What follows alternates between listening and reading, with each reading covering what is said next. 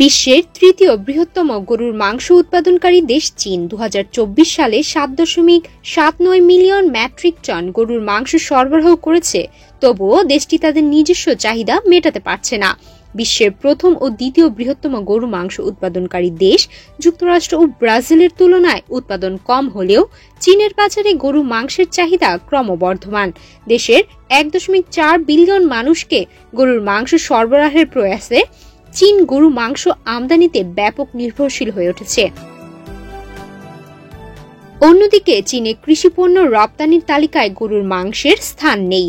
যুক্তরাষ্ট্র কৃষি বিভাগ USDA এর তথ্যমতে 2024 সালে চীন বিশ্ববাজারে সবচেয়ে বেশি সাইট্রাস ফল যেমন কমলা, মাল্টা, ট্যাঞ্জারিন ও গ্রেপফ্রুট রপ্তানি করেছে, যা দেশের রপ্তানির প্রধান খাদ্যপণ্য।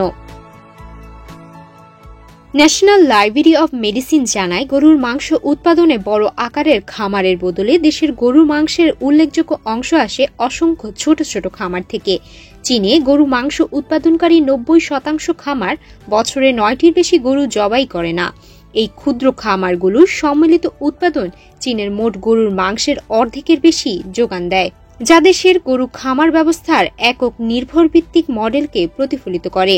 বৃহৎ শিল্প কৌশল ভিত্তিক খামারের তুলনায় এই ধরনের ছোট খামার দেশের গরু মাংস সেক্টরের একটি গুরুত্বপূর্ণ অংশ। চীনের জনসংখ্যার জীবনমান উন্নতির সঙ্গে গরুর মাংসের চাহিদা বেড়ে চলেছে। 2017 সালে যুক্তরাষ্ট্র থেকে গরুর মাংস আমদানির উপর নিষেধাজ্ঞা তুলে নেওয়ার পর থেকেই চীন আমদানিতে আরও জোর দিয়েছে। বর্তমানে চীন বিশ্বের অন্যতম প্রধান গরুর মাংস আমদানিকারক দেশ। তবে USDA জানায়, ভবিষ্যতে চীনের গরুর মাংস এবং শূকরের মাংস উৎপাদন কমে যাওয়ার সম্ভাবনা রয়েছে। দেশটির কৃষি ও পশুপালন খাতে পরিবর্তন, পরিবেশগত চাপ ও অন্যান্য অর্থনৈতিক কারণগুলো এই প্রভাব ফেলতে পারে।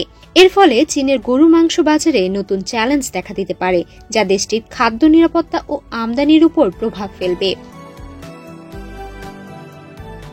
চীনের গরুর মাংস উৎপাদন ক্ষেত্রটি বড় হলেও বাণিজ্যিক খামার না থাকায় এবং বাড়তি চাহিদার কারণে দেশটি আমদানি নির্ভরশীল থেকে যাচ্ছে, যা ভবিষ্যতে খাদ্য সরবরাহের নিরাপত্তার জটিলতা তৈরি করতে পারে।